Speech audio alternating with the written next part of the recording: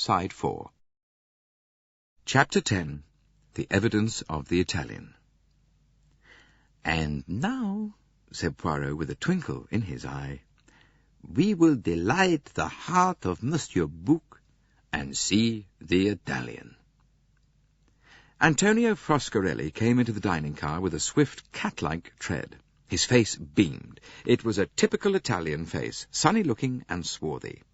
He spoke French well and fluently, with only a slight accent. "Your name is Antonio Foscarelli?" "Yes, monsieur." "You are, I see, a naturalized American subject." The American grinned. "Yes, monsieur, it is better for my business." "You are an agent for Ford Motor Cars?" "Yes. You see—" A voluble exposition followed. At the end of it, anything that the three men did not know about Foscarelli's business methods, his journeys, his income, and his opinion of the United States and most European countries seemed a negligible factor. This was not a man who had to have information dragged from him. It gushed out. His good-natured, polished face beamed with satisfaction, as, with a last eloquent gesture, he paused and wiped his forehead with a handkerchief. "So, you see," he said, "I do big business. I am up to date. I understand salesmanship, eh?" "You have been in the United States, then, for the last 10 years, on and off?" "Yes, monsieur. Well, do I remember the day I first took the boat, to go to America so far away. Oh, my mother, my little sister." Poirot cut short the flood of reminiscence. "During your sojourn in the United States, did you ever come across the deceased?" "Never. But I know the type. Oh, yes." He snapped his fingers expressively. "It is very respectable, very well dressed, but underneath it is all wrong. Out of my experience, I should say he was the big crook. I give you my opinion for what it's worth." "Your opinion is quite right," said Poirot dryly.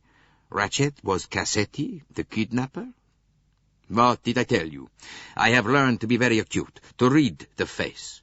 It is necessary, Only in America do they teach you the proper way to sell." "You remember the Armstrong case?" "Well, I do not quite remember, but the name, yes. It was a little girl, a baby, was it not?" "Yes, a very tragic affair." The Italian seemed the first person to demur to this view. Well, these things, they can happen," he said philosophically. "In a great civilization, such as America—" Poirot cut him short. "Did you ever come across any members of the Armstrong family?" "No, I do not think so. It is difficult to say. I will give you some figures. Now, last year alone, I sold—" "Monsieur, pray confine yourself to the point." The Italian's hands flung themselves out in a gesture of apology. 1,000 pardons." "Now tell me, if you please, your exact movements last night from dinner onwards." "With pleasure. I stay here as long as I can. It is more amusing. I talk to the American gentleman at my table. He sells typewriter ribbons. Then I go back to my compartment. It is empty. The miserable John Bull, who shares it with me, is away attending to his master. At last he comes back, a very long face as usual. He will not talk. Says yes and no. A miserable race, the English, not sympathetic. He sits in the corner very stiff, reading a book. Then the conductor comes and makes our beds." "Numbers 4 and 5? murmured Poirot. "Exactly, the end compartment. Mine is the upper berth. I get up there, I smoke, I read. The little Englishman has, I think, the toothache. He gets out a little bottle of stuff that smells very strong. He lies in bed and groans. Presently I sleep. Whenever I wake, I hear him groaning." "And do you know if he left the carriage at all during the night?" "No, I do not think so. That I should hear. The light from the corridor, one wakes up automatically thinking it is the customs examination at some frontier." "Did he ever speak of his master, or ever express any animus against him?" "I tell you, he did not speak. He was not sympathetic. A fish." "You smoke, you say, a pipe, cigarettes, cigars?" "Cigarettes only." Poirot proffered him one, which he accepted. "Have you ever been in Chicago?" inquired Monsieur Bouc. "Oh, yes, a fine city. But I know best New York, Washington, Detroit. You have been to the States, no? You should go. Poirot pushed a sheet of paper across to him. If you will sign this and put your permanent address, please. The Italian wrote with a flourish. Then he rose. His smile was as engaging as ever. That is all? You do not require me further? Good day to you, monsieur. I wish we could get out of the snow. I have an appointment in Milan. He shook his head sadly. I shall lose the business. He departed. Poirot looked at his friend. He's been a long time in America, said Monsieur Bouc, and he is an Italian, And Italians use the knife, And they are great liars, I do not like Italians, Ça se voit, said Poirot with a smile. Well, it may be that you are right. But I will point out to you, my friend, that there is absolutely no evidence against that man. And what about the psychology? Do not Italians stab, Assuredly, said Poirot. Especially in the heat of a quarrel. But this is a different kind of crime. I have the little idea, my friend, that this is a crime very carefully planned and staged. It is a far-sighted, long-headed crime. It is not, how shall I express it, a Latin crime. It is a crime that shows traces of a cool, resourceful, deliberate brain. I think an Anglo-Saxon brain. He picked up the last 2 passports. Let us now, he said, see Miss Mary Debenham.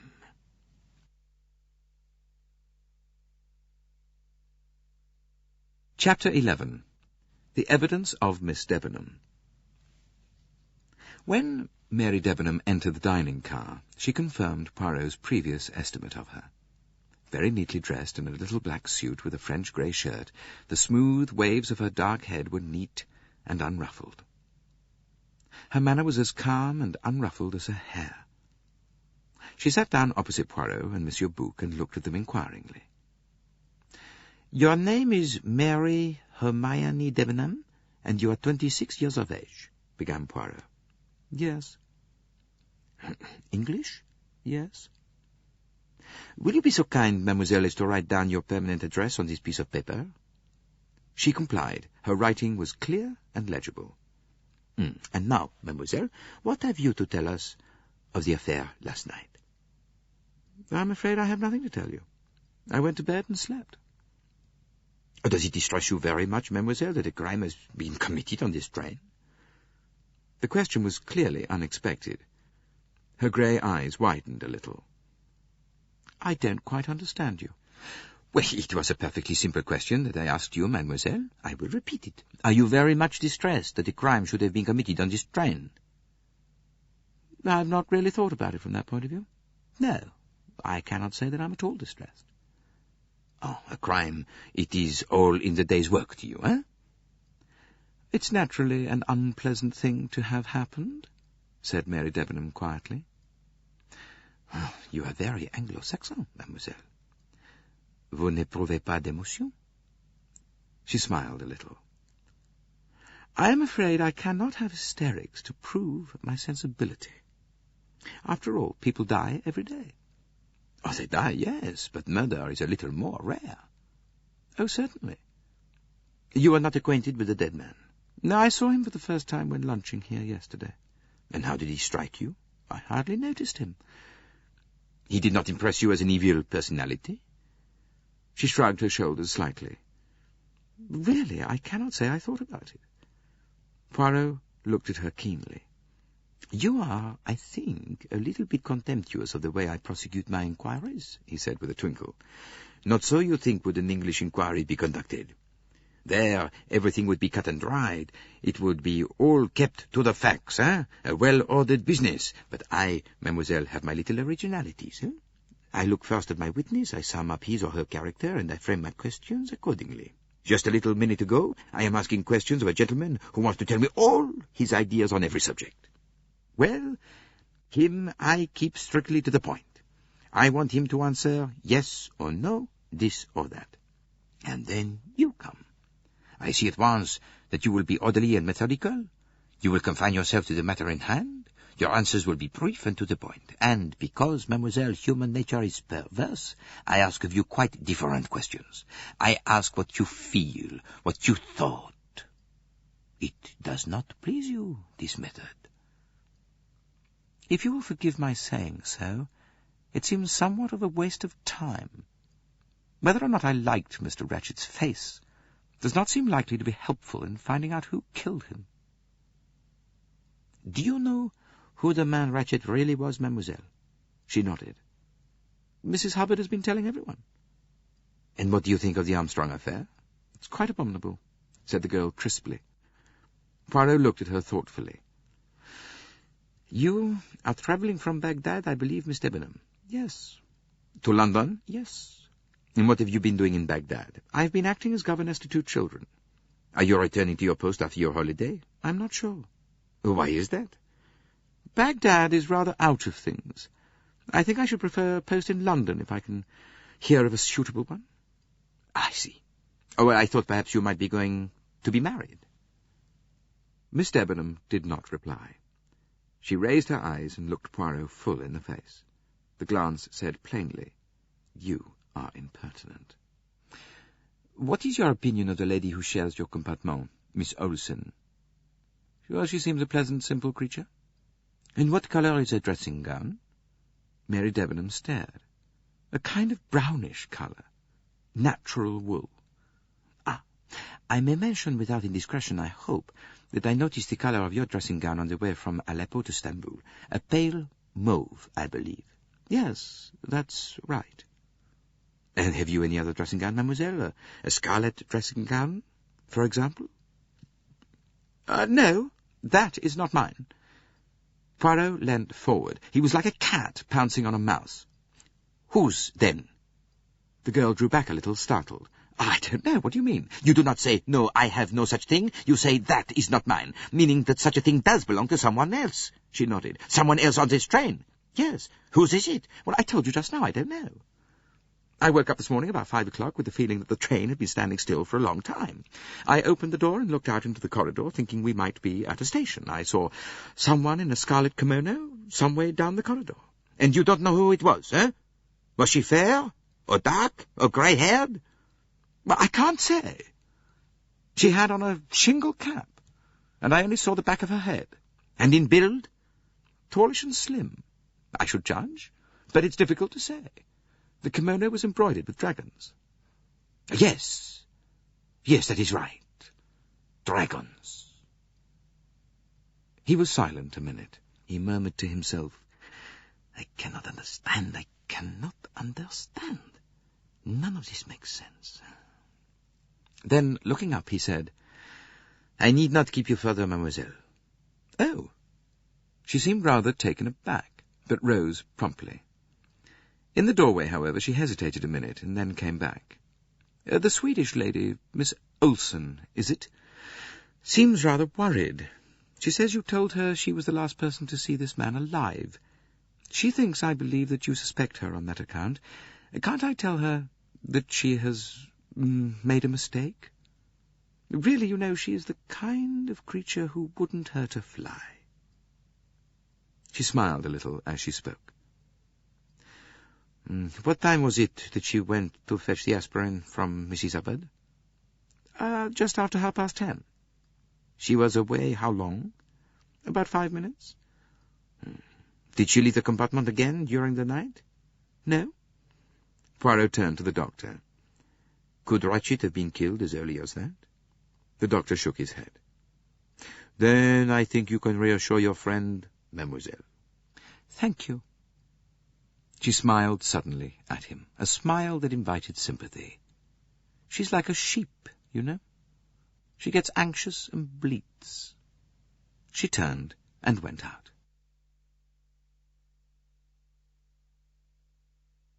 Chapter 12. The Evidence of the German Lady's Maid. Monsieur Bouc was looking at his friend curiously. I do not quite understand you, mon vieux. You were trying to do what? I was searching for a flaw, my friend.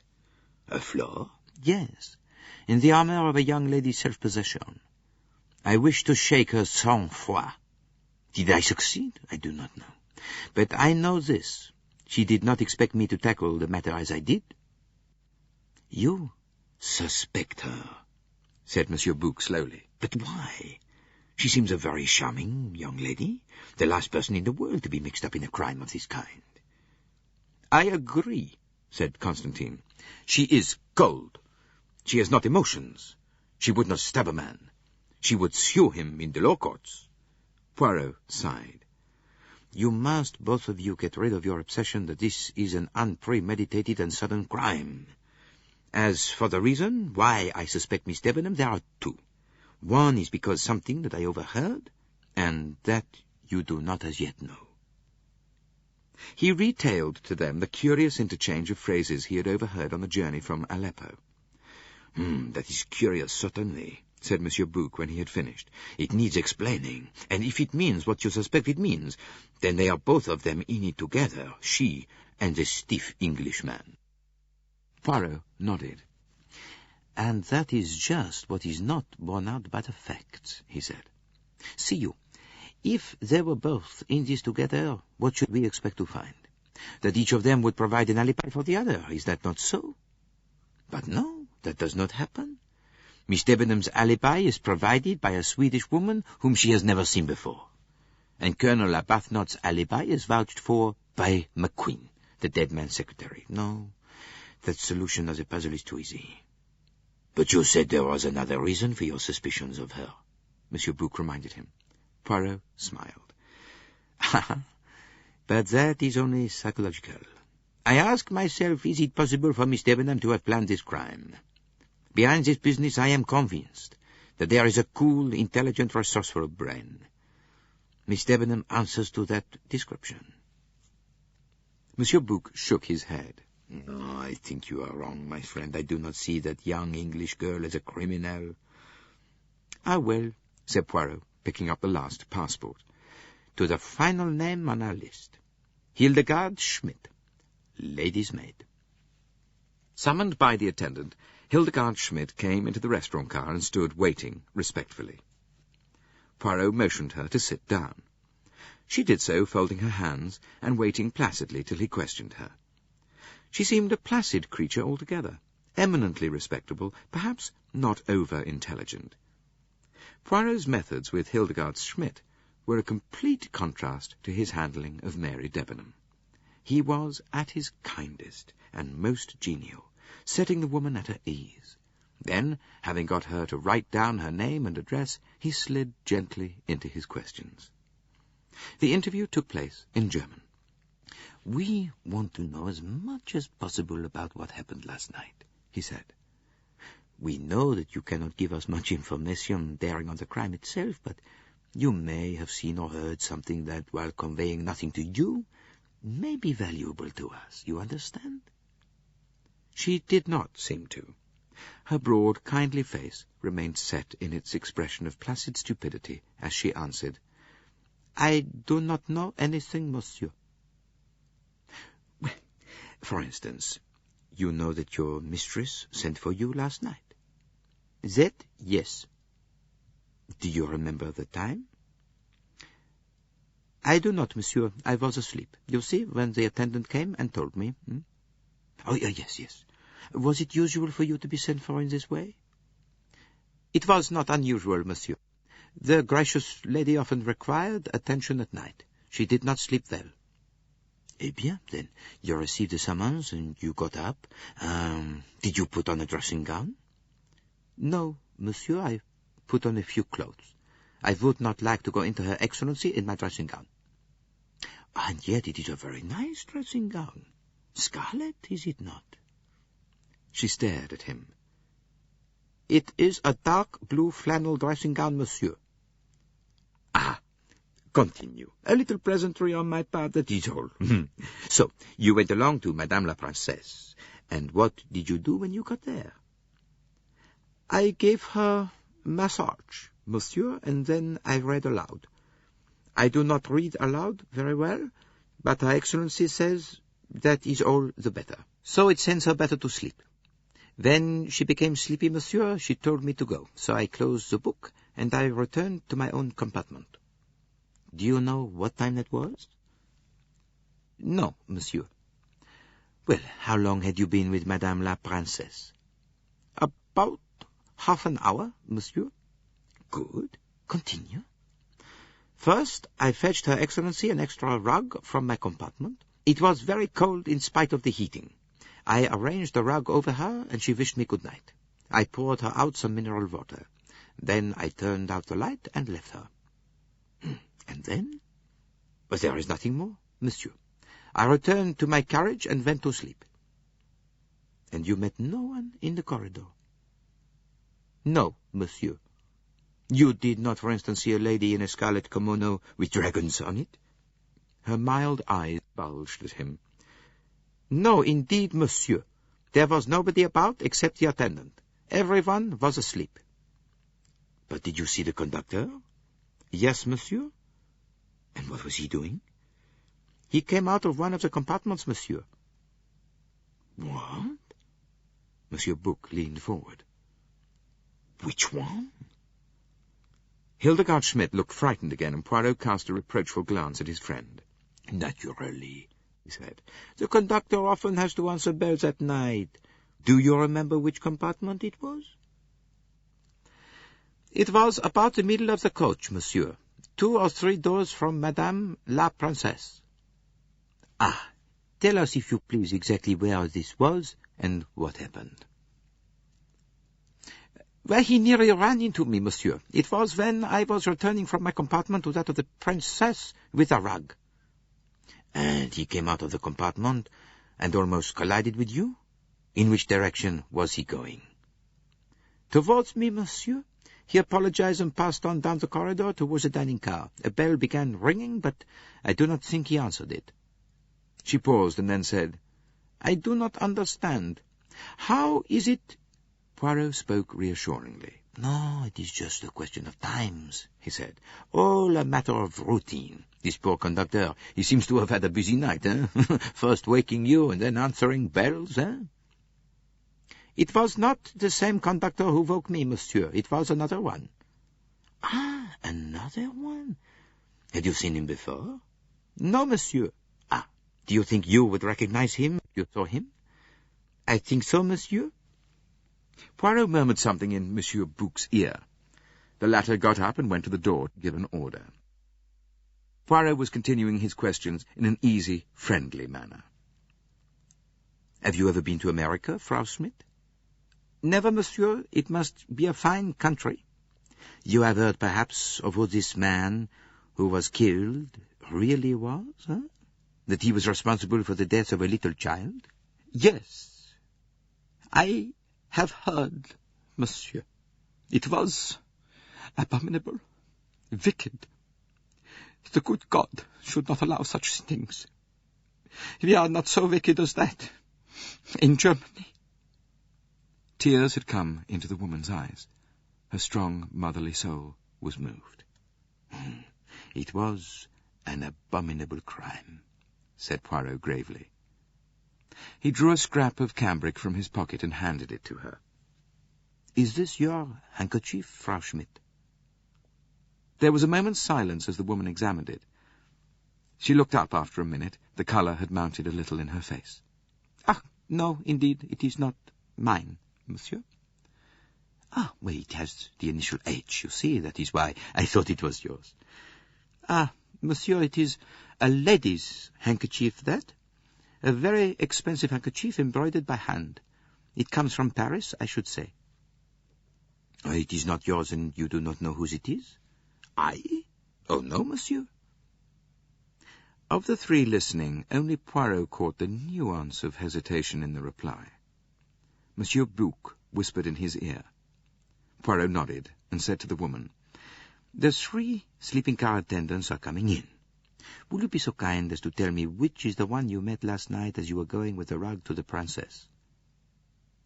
The 3 men entered.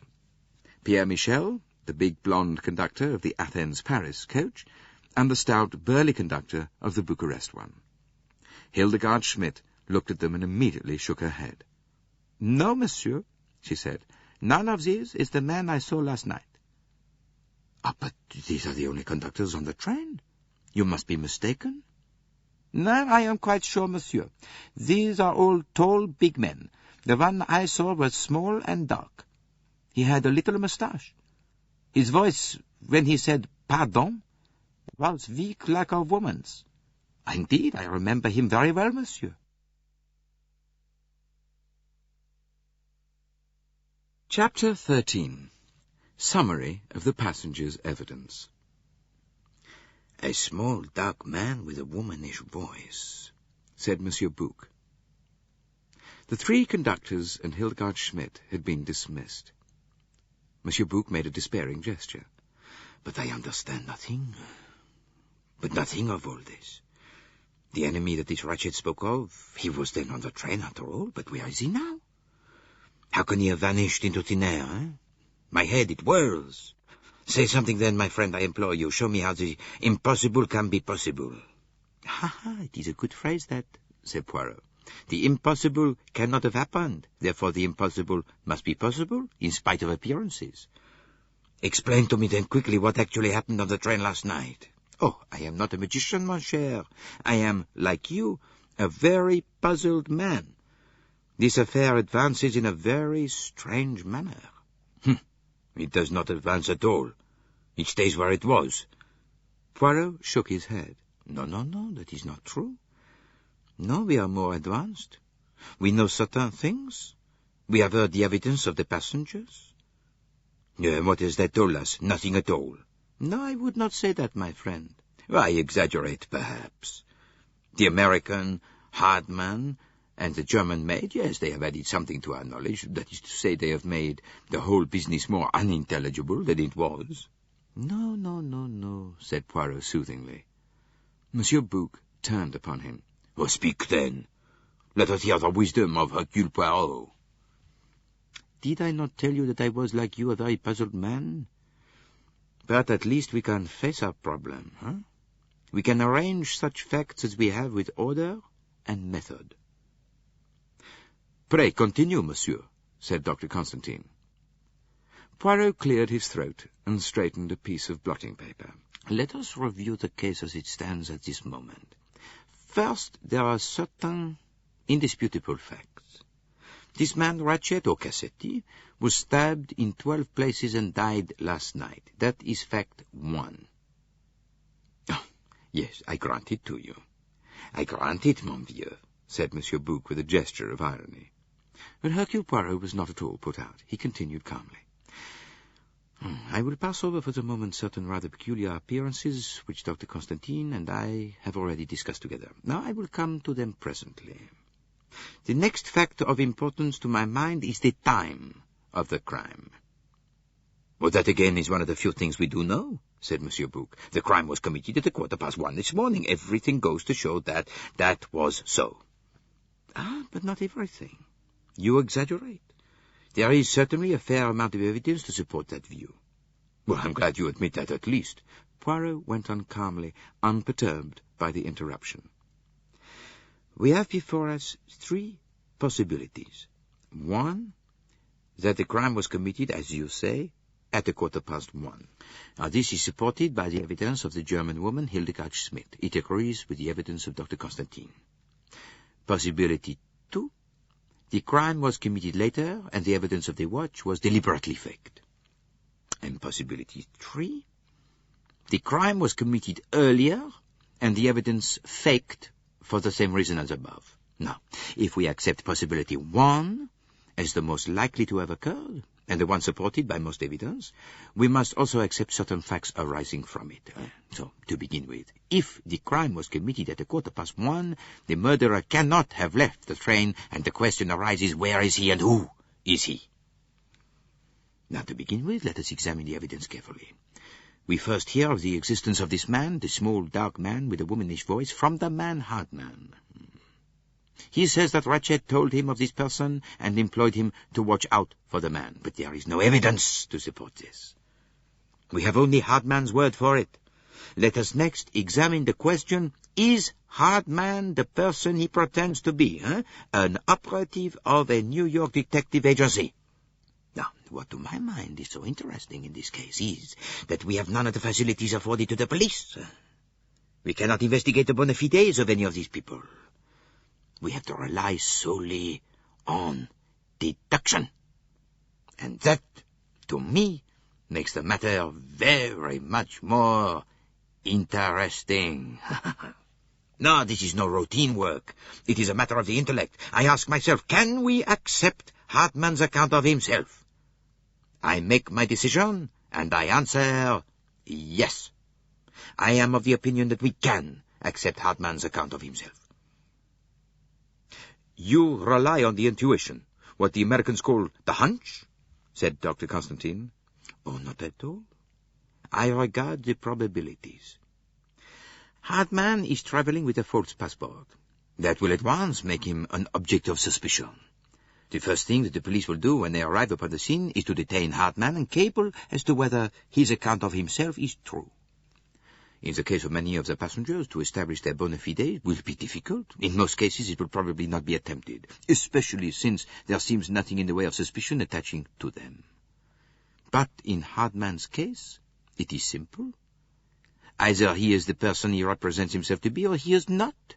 Therefore, I say that all will prove to be in order. So you acquit him of suspicion? Oh, not at all. You misunderstand me. For all I know, any American detective might have his own private reasons for wishing to murder Ratchet. No, what I am saying is that I think we can accept Hartmann's own account of himself.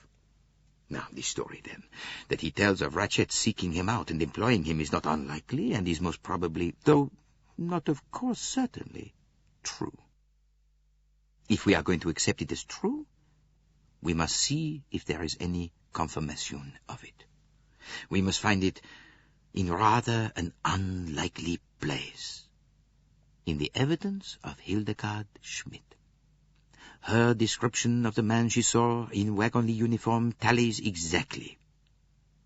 Is there any further confirmation of these two stories? Well, there is. There is the button found in her compartment by Mrs. Hubbard, and there is also another corroborating statement which you may not have noticed. Oh, what is that? The fact that both Colonel Arbuthnot and Hector McQueen mentioned that the conductor passed the carriage. They attach no importance to the fact, but Monsieur Pierre Michel has declared that he did not leave his seat except on certain specified occasions, none of which would have taken him down to the far end of the coach, past the compartment in which Arbuthnot and McQueen were sitting. Therefore, this story, the story of a small, dark man with a womanish voice dressed in wagonly uniform, rests on the testimony, direct or indirect, of 4 witnesses. Now, one small point, said Dr. Constantine. If Hildegard Schmidt's story is true, how is it that the real conductor did not mention having seen her when he came to answer Mrs. Hubbard's bell? That is explained, I think. When he arrived to answer Mrs. Hubbard, the maid was in with our mistress. When she finally returned to her compartment, the conductor was in with Mrs. Hubbard. Monsieur Bouc had been waiting with difficulty until they had finished. Yes, my friend, he said impatiently to Poirot. But whilst I admire your caution, your method of advancing a step at a time, I submit that you have not yet touched the point at issue. We are all agreed that this person exists. The point is, where did he go? Poirot shook his head reprovingly. You are in error. You are inclined to put the cart before the horse. Before I ask myself where did this man vanish to, I ask myself, did such a man really exist? Because, you see, if the man were an invention, a fabrication, how much easier to make him disappear. So, I try to establish first that there really is such a flesh-and-blood person. And having arrived at the fact that there is, eh bien, where is he now, eh? Now, there are only 2 answers to that, mon cher. Either he is still hidden on the train in a place of such extraordinary ingenuity that we cannot even think of it, or else he is, as one might say, 2 persons. That is, he is both himself, the man feared by Monsieur Ratchet, and the passenger on the train so well disguised that Monsieur Ratchet did not recognize him. It is an idea, that, said Monsieur Bouc, his face lighting up, and then it clouded over again. but there is one objection. Poirot took the words out of his mouth. The height of the man? It is that you would say, eh? No, but with the exception of Monsieur Ratchett's valet, all the passengers are big men. The Italian, Colonel Arbuthnot, Hector McQueen, Count Antoigny. Well, that leaves us the valet.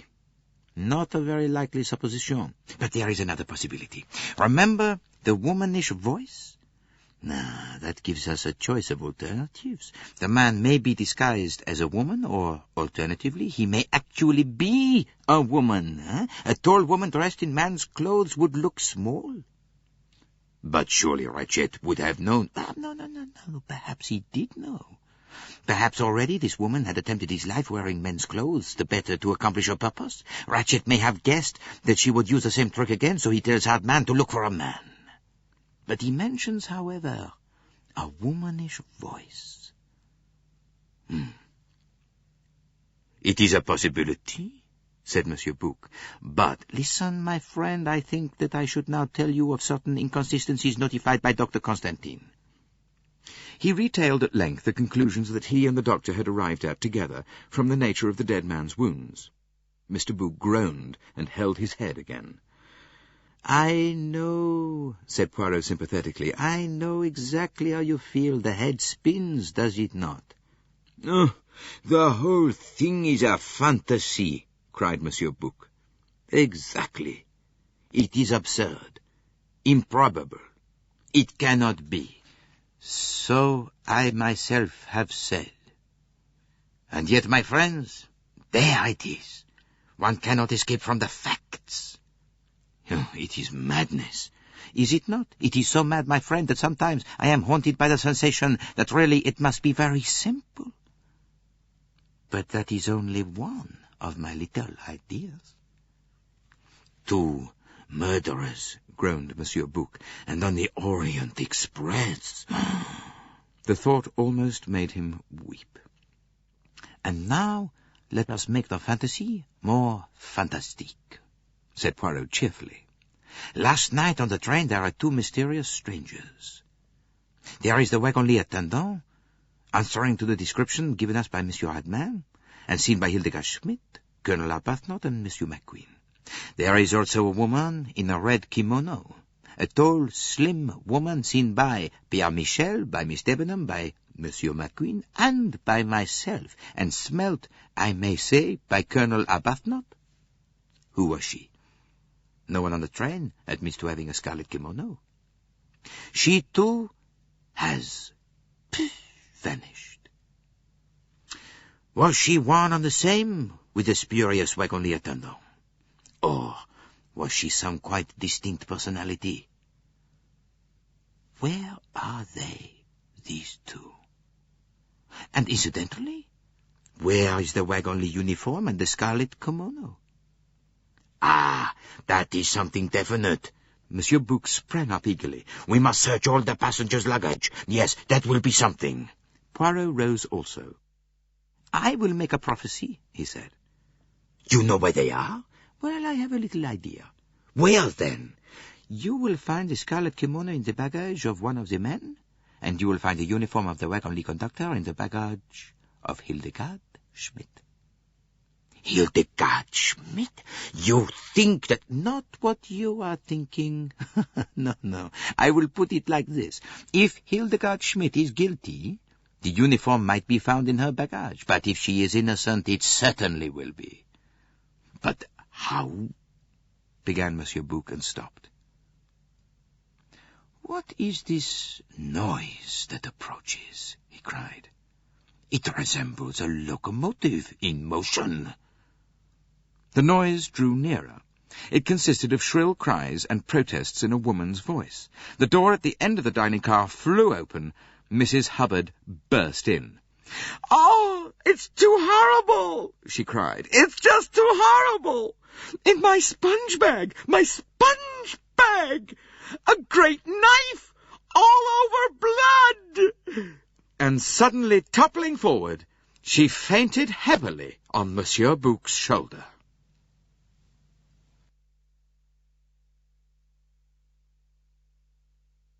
Chapter 14. The Evidence of the weapon. With more vigour than chivalry, Monsieur Bouc deposited the fainting lady with her head on the table. Dr. Constantine yelled for one of the restaurant attendants who came at a run. "Keep her head so," said the doctor. "If she revives, give her a little cognac. You understand?" Then he hurried off after the other two. His interest lay wholly in the crime. Swooning middle-aged ladies did not interest him at all. It is possible that Mrs. Hubbard revived rather quicker with these methods than she might otherwise have done. A few minutes later she was sitting up, sipping cognac from a glass proffered by the attendant, and talking once more. "I just can't say how terrible it was. I don't suppose anybody in this train can understand my feelings. I've always been very, very sensitive ever since a child. The mere sight of blood, oh, why, even now I come up queer when I think about it." The attendant proffered the glass again. "Encore un peu, madame?" Oh, do you think I'd better? Oh, well, I'm a lifelong teetotaler. I just never touch spirits or wine at any time. No, all my family are abstainers. Still, perhaps as this is only medical, She sipped once more. In the meantime, Poirot and Monsieur Bouc, closely followed by Dr. Constantine, had hurried out of the restaurant car and along the corridor of the Stamboul coach towards Mrs. Hubbard's compartment. Every traveller on the train seemed to be congregated outside the door. The conductor, a harassed look on his face, was keeping them back. "Mais il n'y a rien à voir," he said, and repeated the sentiment in several other languages. "Let me pass, if you please," said Monsieur Bouc. Squeezing his rotundity past the obstructing passengers, he entered the compartment, and Poirot close behind him. "Oh, I am glad you have come, monsieur," said the conductor with a sigh of relief. "Everyone has been trying to enter. The American lady, such screams as she gave! Ah, ma foi, I thought she too had been murdered. I came at a run, and there she was screaming like a mad woman, and she cried out that she must fetch you, and she departed, screeching at the top of her voice and telling everybody whose carriage she passed what had occurred." He added with a gesture of the hand, "It is in there, monsieur. I have not touched it." Hanging on the handle of the door that gave access to the next compartment was a large-sized, checked rubber sponge bag. Below it on the floor, just where it had fallen from Mrs. Hubbard's hand, was a straight-bladed dagger. A cheap affair, sham oriental, with an embossed hilt and a tapering blade. The blade was stained with patches of what looked like rust. Poirot picked it up delicately. "Ah, yes," he murmured. "There is no mistake. Here is our missing weapon, all right, doctor?" The doctor examined it. "Oh, you need not be so careful," said Poirot. "There will be no fingerprints on it save those of Mrs. Hubbard." Constantine's examination did not take long. It is the weapon, all right," he said.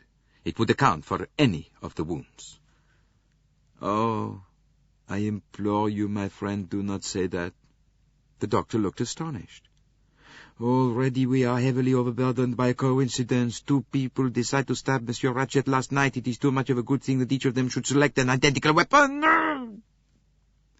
"Well, as to that, the coincidence is not perhaps so great as it seems," said the doctor. "Thousands of these sham Eastern daggers are made and shipped to the bazaars of Constantinople." "Oh, you console me a little, but only a little," said Poirot. He looked thoughtfully at the door in front of him, then, lifting off the sponge bag, he tried the handle.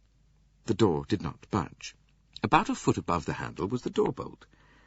Poirot drew it back and tried again, but still the door remained fast.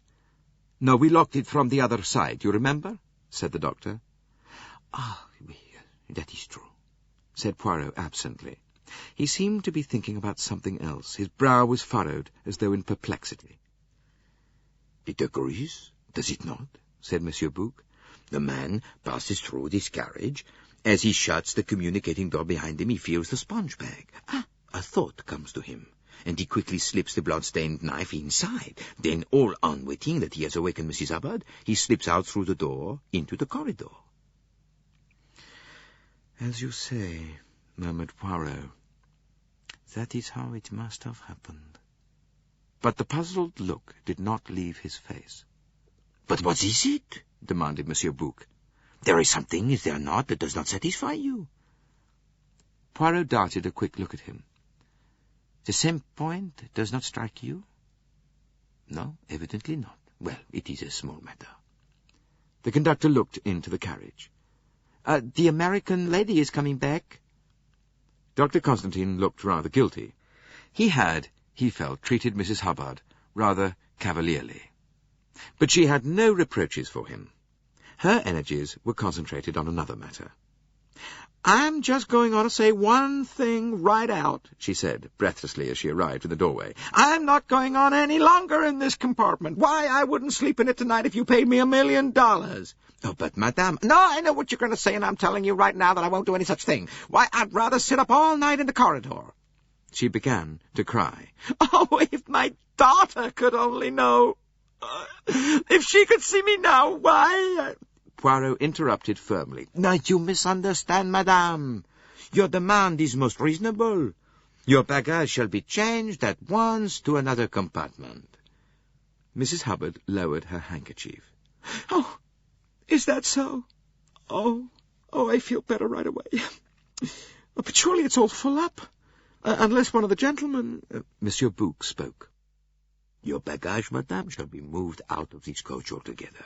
You shall have a compartment in the next coach which was put on at Belgrade." "Oh, why, that's splendid. I'm not an out-of-the-way, nervous woman. But to sleep in that compartment next door to a dead man, oh," she shivered, "it would drive me plumb crazy." "Michel," called Monsieur Bouc, "move this bagage into a vacant compartment in the Athens-Paris coach." "Yes, monsieur. The same one as this, the number 3? No," said Poirot before his friend could reply. "I think it would be better for madame to have a different number altogether. The number 12, for instance." "Bien, monsieur." The conductor seized the luggage. Mrs. Hubbard turned gratefully to Poirot. "That's very kind and delicate of you.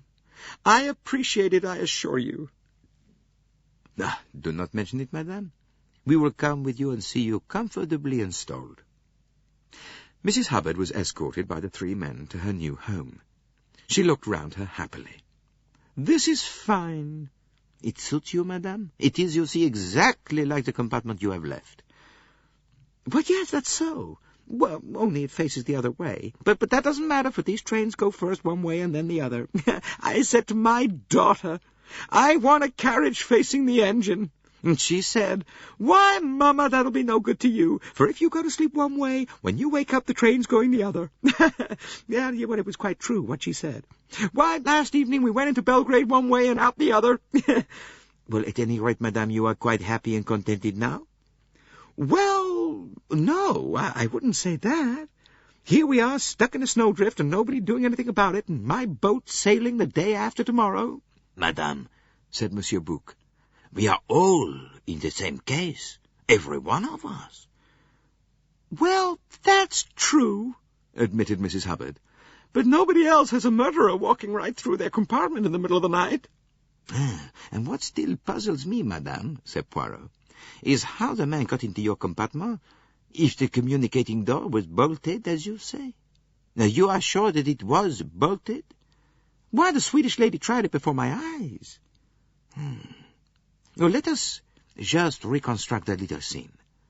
You were lying in your bunk, so, and you could not see for yourself, you say?" "Well, no, because of the sponge bag." "Oh, my, I shall have to get a new sponge bag. It makes me feel sick in my stomach to look at this one."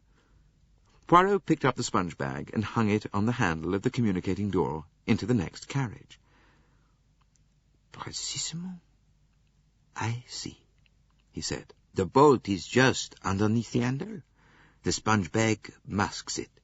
You could not see from where you were lying whether the bolt was turned or not." "Why, that's just what I've been telling you." "And the Swedish lady, Miss Olsen, stood so between you and the door. She tried it and told you it was bolted." "That's so." All the same, madame, she may have made an error. You see what I mean?" Poirot seemed anxious to explain. "The bolt is just a projection of metal, so? Turn to the right, the door is locked. Left straight, it is not. Possibly she merely tried the door, and as it was locked on the other side, she may have assumed it was locked on your side."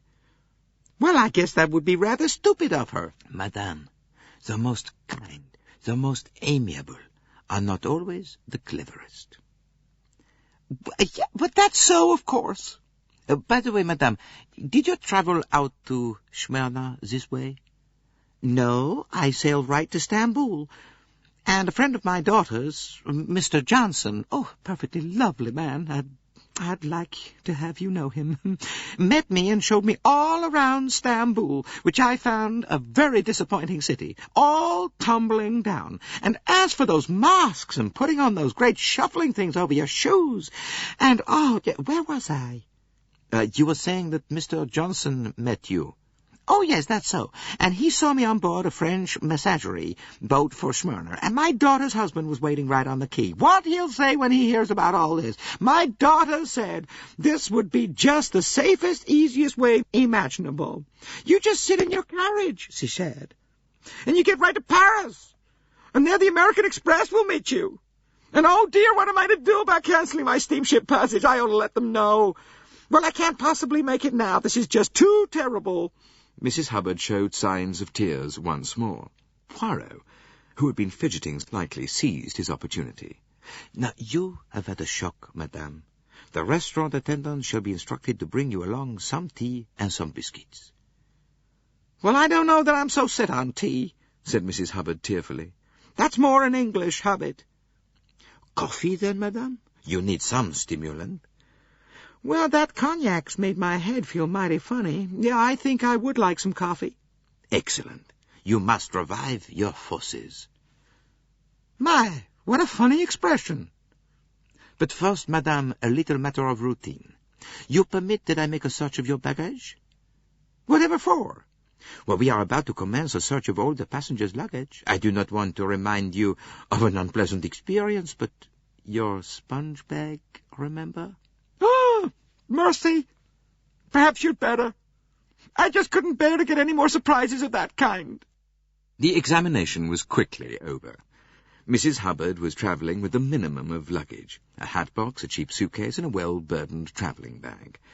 The contents of all three were simple and straightforward, and the examination would not have taken more than a couple of minutes, had not Mrs. Hubbard delayed matters by insisting on due attention being paid to photographs of my daughter, and two rather ugly children. My daughter's children. Aren't they cunning? Chapter 15. The Evidence of the Passengers' Luggage. Having delivered himself of various polite insincerities, and having told Mrs. Hubbard that he would order coffee to be brought to her, Poirot was able to take his leave, accompanied by his two friends. Well, we have made a start and drawn a blank, observed Monsieur Bouc. Whom shall we tackle next? It would be simplest, I think, just to proceed along the train carriage by carriage. That means we start with number 16, the amiable Mr. Hardman. Mr. Hardman, who was smoking a cigar, welcomed them affably. Come right in, gentlemen. That is, if it's humanly possible. It's just a mite cramped in here for a party. Monsieur Bouc explained the object of their visit, and the big detective nodded comprehendingly. That's okay. To tell the truth, I've been wondering you didn't get down to it sooner. Here are my keys, gentlemen, and if you would like to search my pockets too, why, you're welcome. Shall I reach the grips down for you? Oh, no. The conductor will do that. Michel? The contents of Mr. Hardman's two grips were soon examined and passed. They contained perhaps an undue proportion of spirituous liquor. Mr. Hardman winked. Well, it's not often they search your grips at the frontiers. And not if you fix the conductor. I handed out a wad of Turkish notes right away, and there's been no trouble so far. And at Paris? Mr. Hardman winked again. By the time I get to Paris, he said, what's left over of this little lot will go into a bottle labeled hair wash. So you are not a believer in prohibition, Monsieur Hardman, said Monsieur Bouc with a smile. Well, said Hardman, I can't say prohibition has ever worried me any. Said Monsieur Bouc. The speakeasy, huh? He pronounced the word with care, savouring it.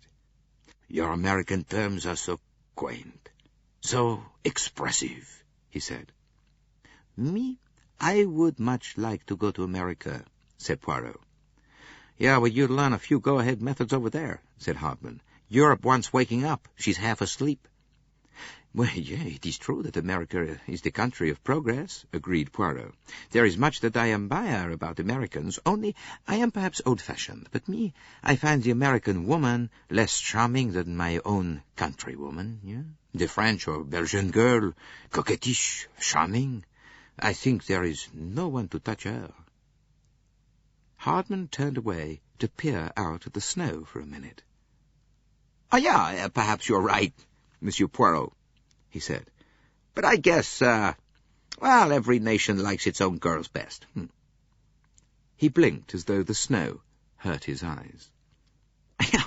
"Kind of dazzling, isn't it?" he remarked. Now, say, gentlemen, this business is getting on my nerves. Murder and the snow and all, and nothing doing, you know? Just hanging about and killing time. I'd like to get busy after someone or something." "Ah, the true Western spirit of hustle," said Poirot with a smile.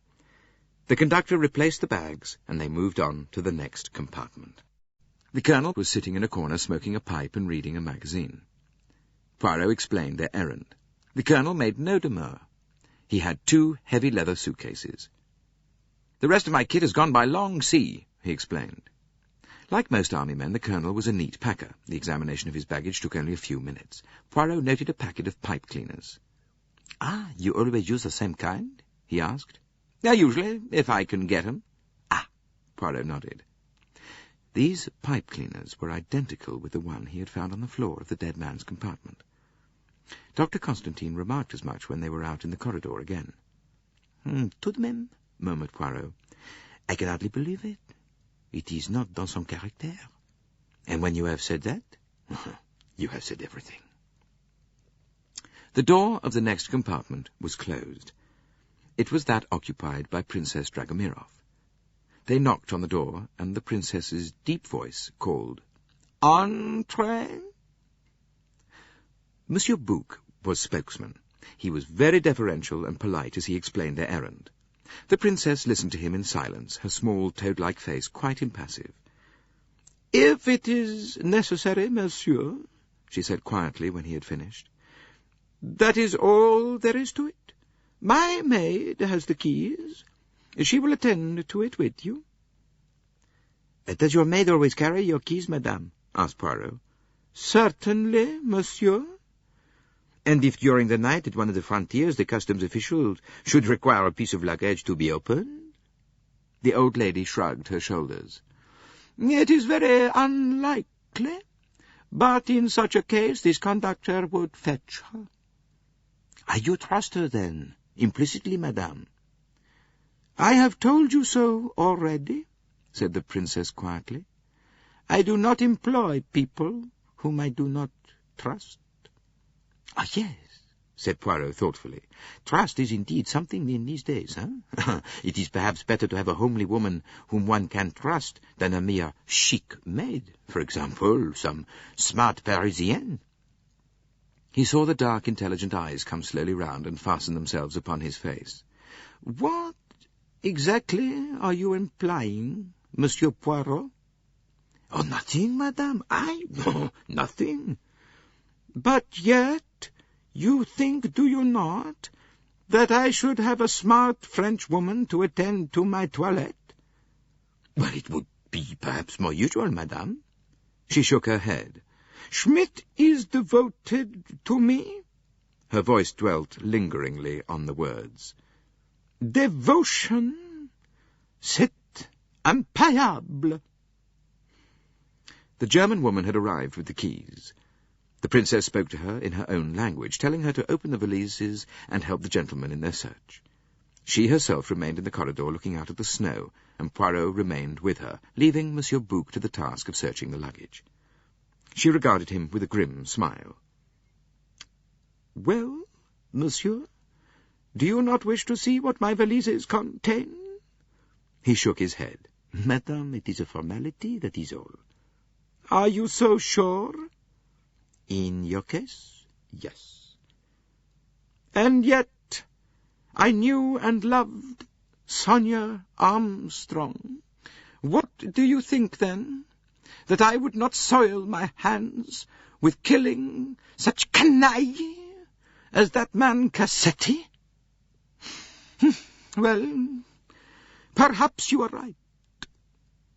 She was silent a minute or two, and then she said, with such a man as that, do you know what I should have liked to have done?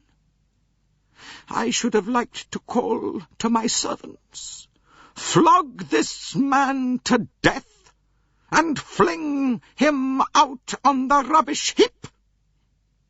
That is the way things were done when I was young, monsieur. Still he did not speak, just listened attentively. She looked at him with a sudden impetuosity. You do not say anything, Monsieur Poirot. What is it that you are thinking, I wonder? He looked at her with a very direct glance. I think, madame, that your strength is in your will, not in your arm. She glanced down at her thin black-clad arms ending in those claw-like yellow hands with the rings on the fingers. It is true, she said. I have no strength in these. None. I do not know if I am sorry or glad. Then she turned abruptly back towards her carriage, where the maid was busily packing up the cases. The princess cut short Monsieur Bouc's apologies. There is no need for you to apologize, monsieur, she said. A murder has been committed. Certain actions have to be performed. That is all there is to it. Vous êtes bien aimable, madame. She inclined her head slightly as they departed. The doors of the next two carriages were shut. Monsieur Bouc paused and scratched his head. Diable, he said. This may be awkward. Is a diplomatic passport. The baggage is exempt. From customs, the examination, yes, but the murder is different. I know. All the same, we do not want to have complications. Now, do not distress yourself, my friend. The Count and Countess will be reasonable. See how amiable Princess Dragomirov was about it. Oh, she is truly grande dame. These two are also of the same position, but the Count impressed me as a man of somewhat truculent disposition. He was not pleased when you insisted on questioning his wife, and this will annoy him still further. Suppose, we omit them. After all, they can have nothing to do with the matter. Why should I stir up needless trouble for myself? Now, I do not agree with you, said Poirot. I feel sure that Count Andranier will be reasonable. At any rate, let us make the attempt. And before Monsieur Bouc could reply, he rapped sharply on the door of number 13. A voice from within cried, Entrez! The Count was sitting in the corner near the door reading a newspaper. The Countess was curled up in the opposite corner near the window. There was a pillow behind her head, and she seemed to have been asleep. Pardon, Monsieur le Comte, began Poirot. Pray forgive this intrusion. It is that we are making a search of all the baggage on the train, and in most cases a mere formality, but it has to be done. Monsieur Bouc suggests that, as you have a diplomatic passport, you might reasonably claim to be exempt from such a search. The Count considered for a moment. Thank you, he said. But I do not think that I care for an exception to be made in my case. No, I should prefer that our baggage should be examined like that of the other passengers. He turned to his wife. You do not object, I hope, Helena? Not at all, said the Countess without hesitation. A rapid and somewhat perfunctory search followed. Poirot seemed to be trying to mask an embarrassment in making various small, pointless remarks, such as, "Oh, here is a label all wet on your suitcase, madame," as he lifted down a blue morocco case with initials on it and a coronet. The Countess did not reply to this observation. She seemed, indeed, rather bored by the whole proceeding, remained curled up in her corner, staring dreamily out through the window whilst the men searched her luggage in the compartment next door. Poirot finished his search by opening the little cupboard above the wash-basin and taking a rapid glance at its contents. A sponge, face cream, powder, and a small bottle labelled Trianol. Then, with polite remarks on either side, the search party withdrew. Mrs. Hubbard's compartment, that of the dead man, and Poirot's own, came next. They now came to the second-class carriages. The first one, numbers 10 and 11, was occupied by Mary Debenham, who was reading a book, and Greta Olsen, who was fast asleep but woke with a start at their entrance.